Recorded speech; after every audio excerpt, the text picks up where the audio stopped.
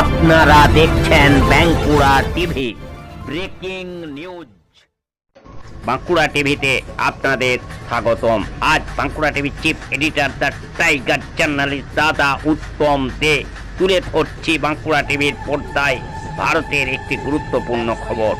ভারতের বর্তমান অর্থমন্ত্রী নির্মলা সীতারমণ।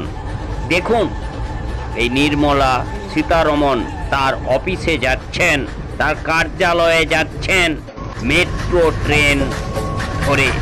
কোনো গাড়ি নেই, মেট্রো ট্রেনে তিনি অফিসে যাচ্ছেন। কতটা মহান ভাবুন এই ভারতের অর্থমন্ত্রী, বর্তমান অর্থমন্ত্রী নির্মলা সীতারমণ। তিনি মেট্রো ট্রেনে চড়ে তার অফিসে যাচ্ছেন, যেখানে আমাদের অন্যান্য যে সমস্ত কর্মকর্তা আছেন, তাতে রাজ্যেরই বলুন বা কেন্দ্রের অন্যান্য যারা আছেন, তারা কিন্তু দেখুন গাড়ি ছাড়া চড়েন না। কিন্তু এই নির্মলা সীতারমণ তার অফিসে যাচ্ছেন, এই সাধারণ যাত্রীদের সঙ্গে যাচ্ছেন মেট্রো চড়ে তার অফিসে।